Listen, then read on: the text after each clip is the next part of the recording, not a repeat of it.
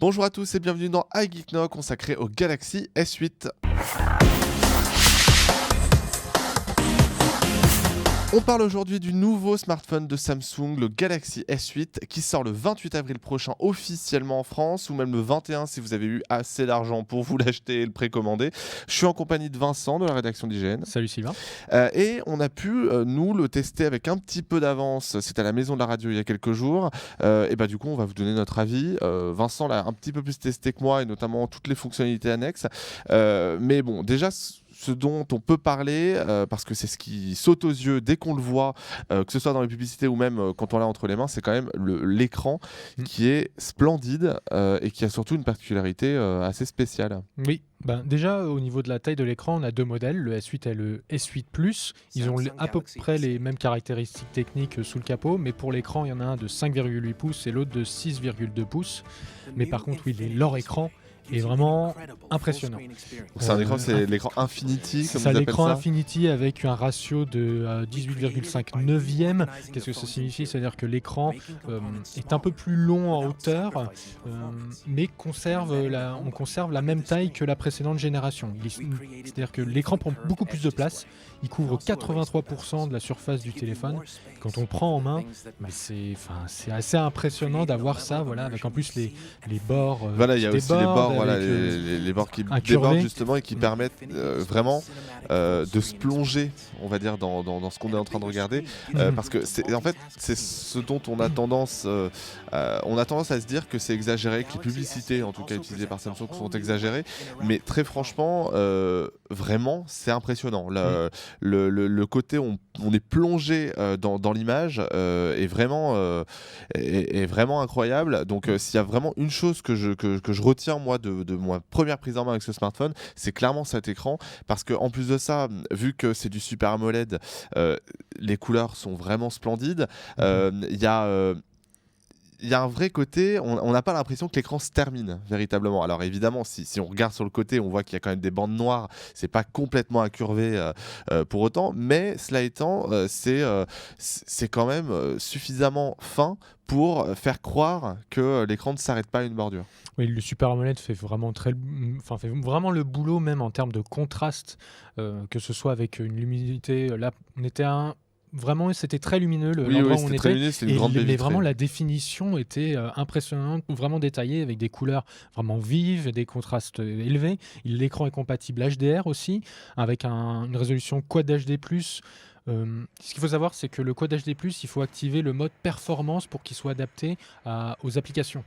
Sinon, il s'adapte à un format Full HD pour économiser, on va dire, la batterie, parce que oui, forcément, s'il prend toute la surface de l'écran, il va consommer un peu plus.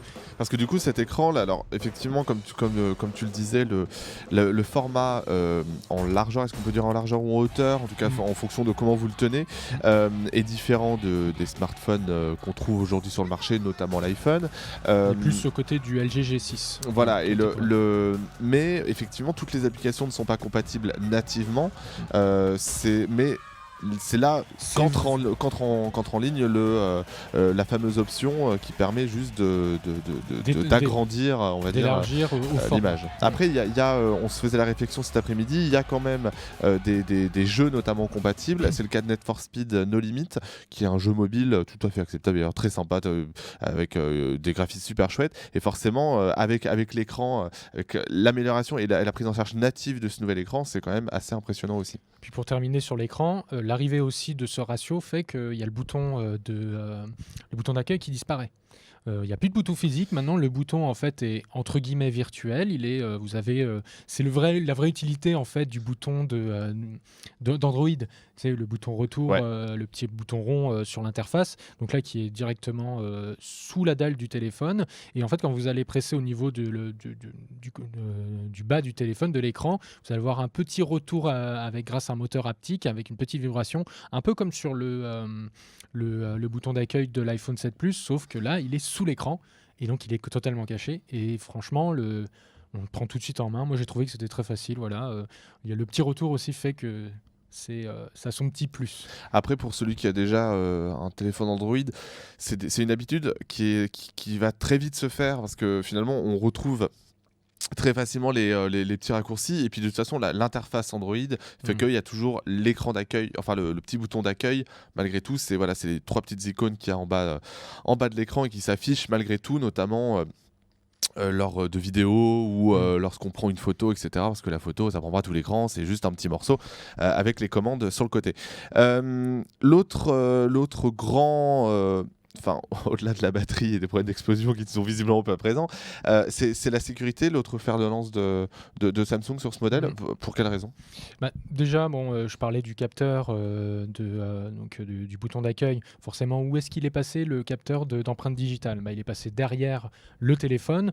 Il n'est pas forcément super bien placé. On a quelques problèmes avec celui-là parce qu'on peut facilement le confondre avec le capteur, avec le capteur petit capteur photo. Parce qu'ils ont la même forme. Et donc c'est vrai qu'on va peut-être s'y reprendre à 2 fois des fois pour bien poser le doigt derrière.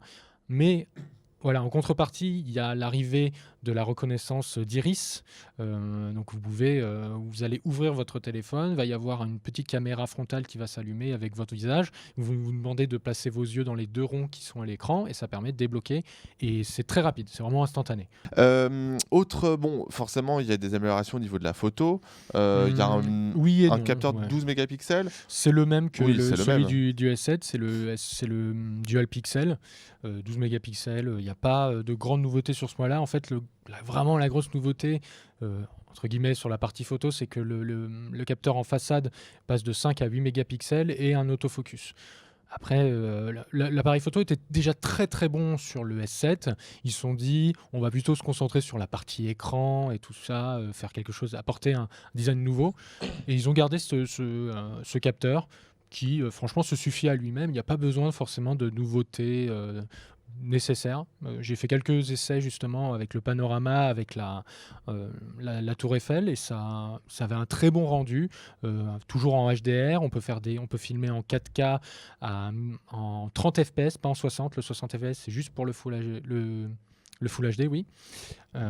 Mais peut-être que sur la prochaine génération, on aura le 4K 60 fps. Voilà, une vraie nouveauté par rapport à la concurrence. Au niveau j'imagine que forcément il y a différentes, au niveau des modèles et de la place disponible, il y a toujours cette possibilité d'ajouter une micro SD de 200 jusqu'à 256 Go. Mais de base, c'est quoi C'est 64 Go sur les 2 modèles au lieu de 32. Donc ils sont passés aux 64 Go, alors qu'Apple, lui, est toujours à 32.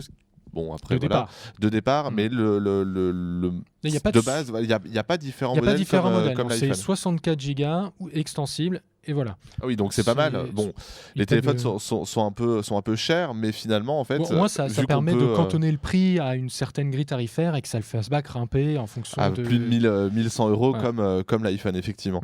Je vois qu'aussi, du coup, il y a 4 Go de RAM. On peut discuter de l'utilité d'avoir autant de RAM sur un smartphone, mais cela étant... c'est quand même, au niveau de l'interface, alors c'est pas l'interface pure d'Android, il y a une surcouche pour Samsung qui est quand même de plus en plus légère de smartphone en smartphone chez le constructeur, mais c'est vrai que c'est ultra fluide, il n'y a pas un problème à l'horizon, et je pense qu'effectivement les 4 Go de RAM servent pour beaucoup.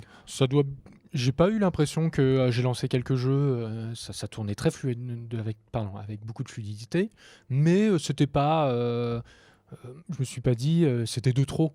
Je dis pas oui, mais pourquoi ils ont mis autant de mémoire? Est-ce que vraiment on va pouvoir l'utiliser? C'est vrai qu'il n'y a pas forcément beaucoup de jeux qui utilisent ce genre de capacité, même si on peut retrouver chez la concurrence jusqu'à 6 Go de RAM, notamment il me semble c'est sur le OnePlus. Ah oui, d'accord. Il y avait le OnePlus, le dernier OnePlus qui 3T avait justement 6 Go de RAM, et maintenant on parle même de 8 Go de RAM pour la prochaine génération. Est-ce que ça sert vraiment? Peut-être que oui, ça peut peut-être servir pour la fonction, on va revenir après, Samsung DeX. En utilisation pour justement utilisation en mode PC. On en reviendra à la fin.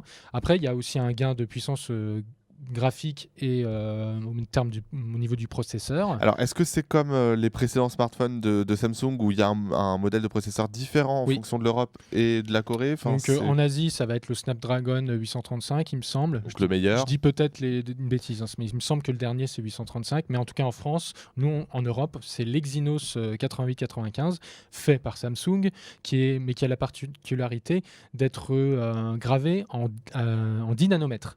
Donc ça veut dire beaucoup plus d'unités de calcul sur le même espace, et tout en faisant un peu plus d'économie d'énergie. Ça chauffe moins aussi. Donc voilà, quelque chose de nouveau. On ne parle pas d'autonomie. Chez Samsung, c'est rare. On ne nous dit pas, oui, on peut durer 15 heures. Non, on nous dit, ça dure une bonne journée. Ça dépend de l'utilisation, forcément. À vous de voir, à vous de jauger. Mais oui, je pense quand même qu'il a une batterie de 3000 mAh sur le S8, une batterie de 3500 sur le S8. Alors, on n'arrive pas évidemment au Note 7 pour des raisons qu'on connaît, mais quand même, ça reste relativement confortable. Ouais. Voilà, c'est pas.